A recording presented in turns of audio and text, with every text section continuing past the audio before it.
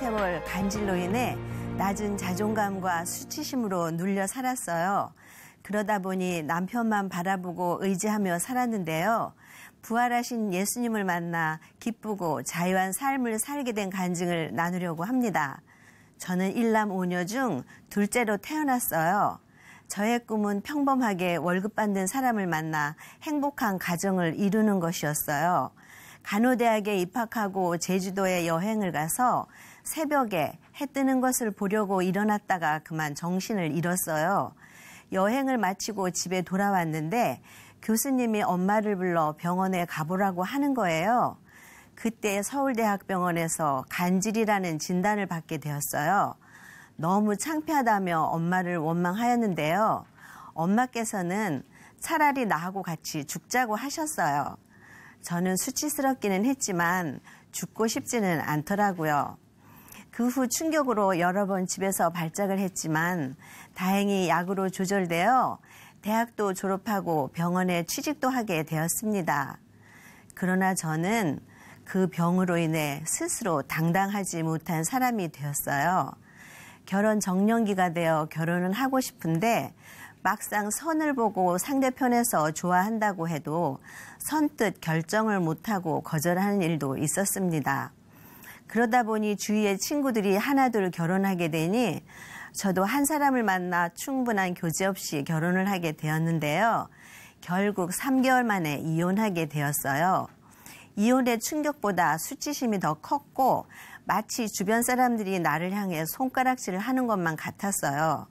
저는 안정된 공무원이었는데 그 일로 직장을 옮기게 되고 사우디아라비아로 도망하듯 가게 되었어요. 사우디에 가니 남의 시선을 의식하지 않아 아주 좋더라고요. 그런데 그곳은 이슬람 성지라 자유롭게 외출을 할 수가 없고 병원과 기숙사에서만 지내야 했어요.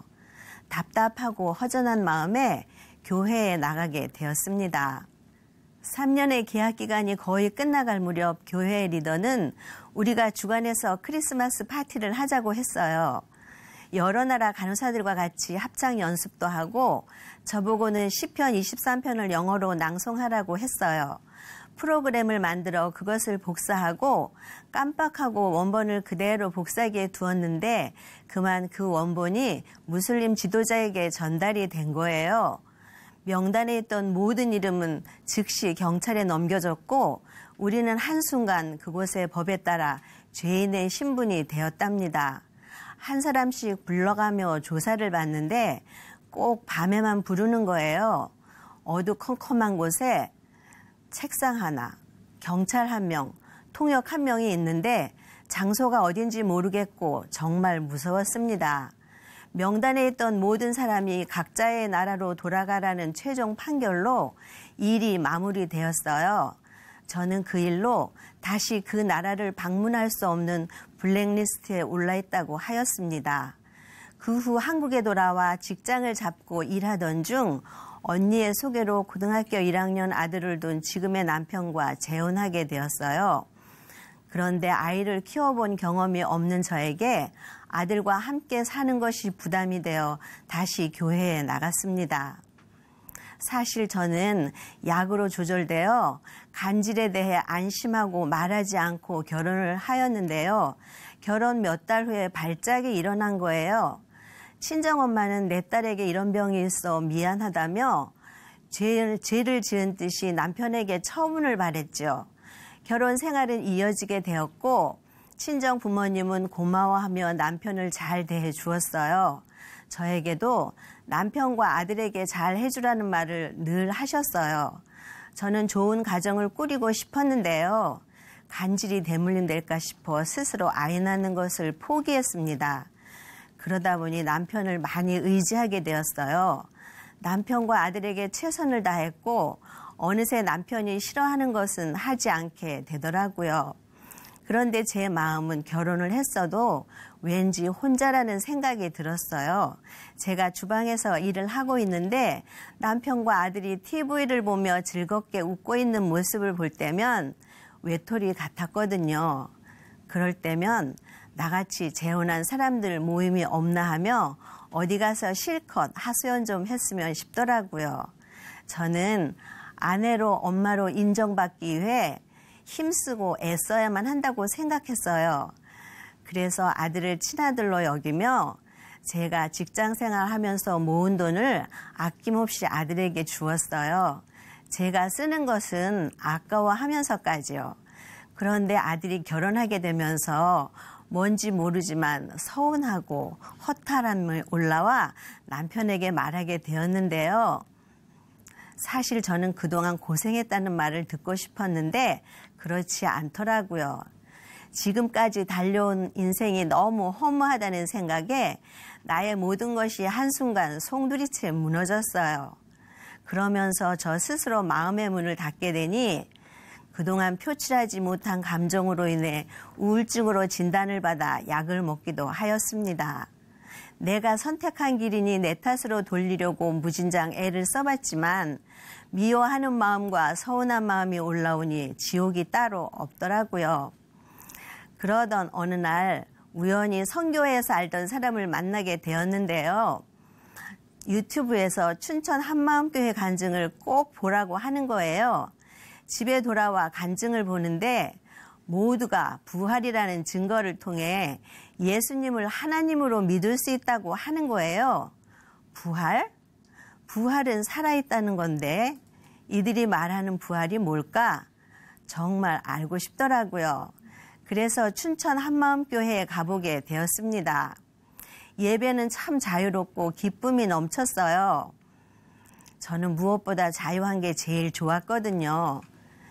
한마음 성도들은 큰 기쁨이 있는데 저는 그저 그 말이 맞다고 맞장구 치는 정도였어요. 그런데 예수님의 부활은 하나님의 객관적인 증거이고 역사적인 사실이라는 거예요. 저는 역사에 기록된 사실이라는 말에 성경을 실제적으로 볼 수 있게 되었어요.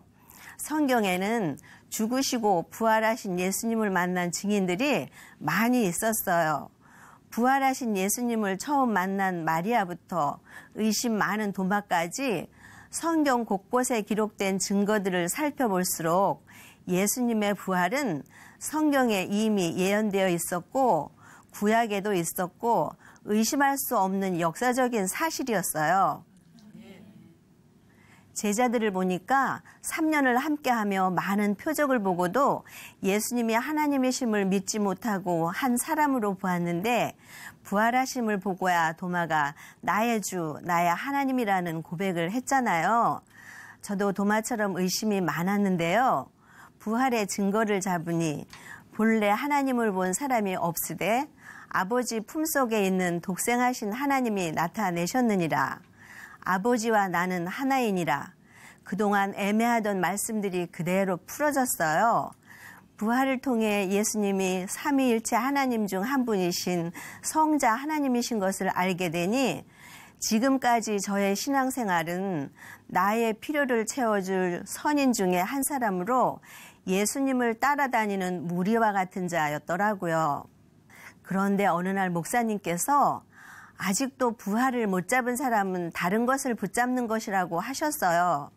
호통을 치듯이 들리는데 마음이 쿵 하고 내려앉으며 마치 제게 하신 말씀인 것 같았어요. 얼마 전에 아들레와 함께 식사를 할 때가 생각났는데요. 평소처럼 남편이 아들레를 챙기는 모습을 보고 제 마음에 시기가 나는 모습을 보게 되었거든요. 처음 본 것도 아닌데 그날따라 질투하는 모습이 보이니 제 자신이 정말 싫었습니다. 부활의 말씀을 들을 때, 찬양할 때 마음이 설레고 기뻤는데 이 일로 마음이 무너지기 시작하는데 대책이 없었어요. 내가 가장 두려워하는 것이 무엇인가 생각하게 되었어요. 사람을 의지하면 올무에 걸리고 하나님을 의지하면 안전하리라.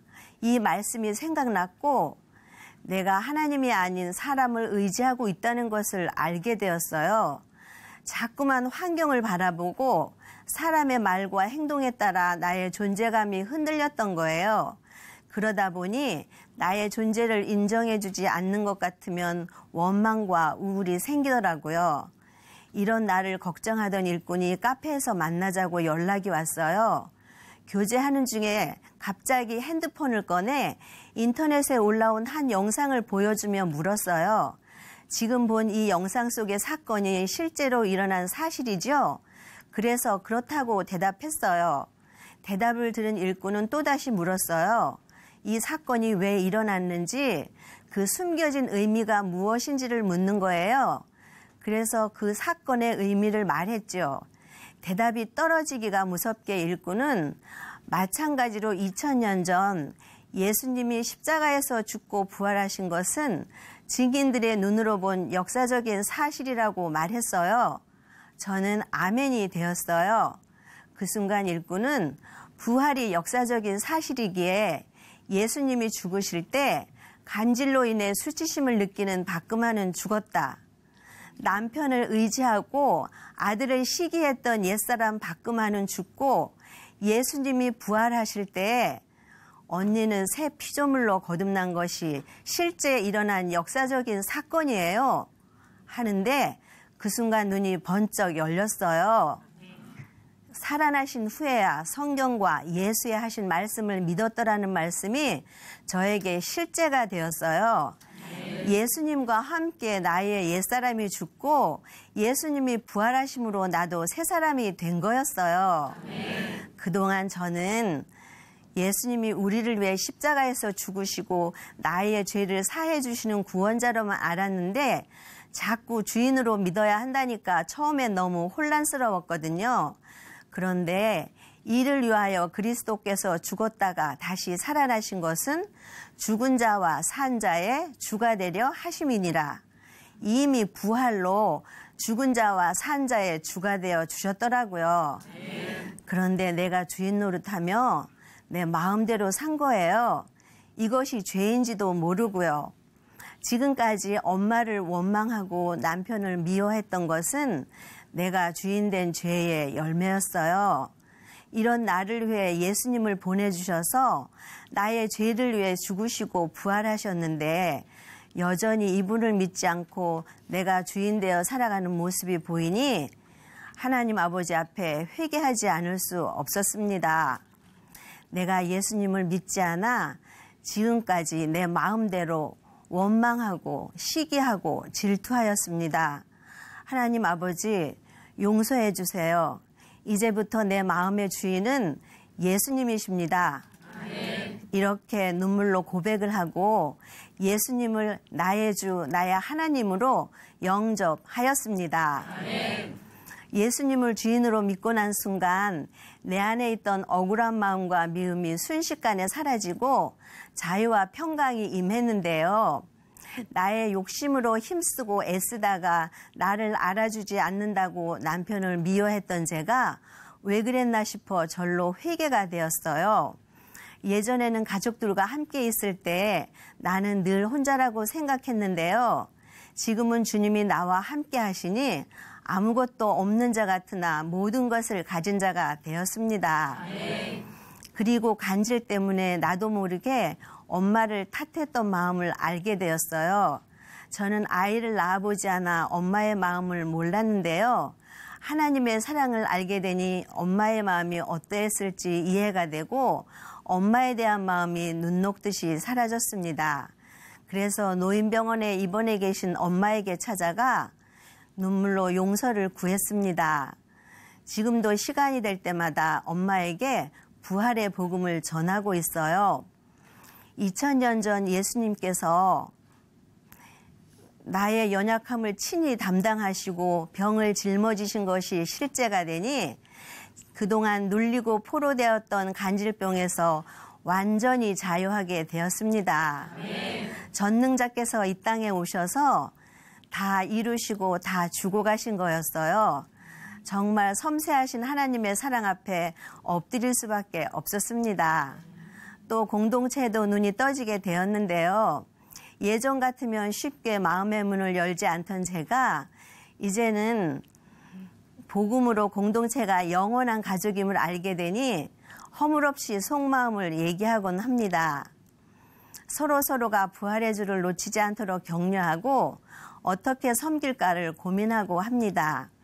저희 작은 교회는 20대부터 60대까지 골고루 있는데요. 작은 교회 막내와 다닐 때는 모두 딸이냐고 물어보곤 해요.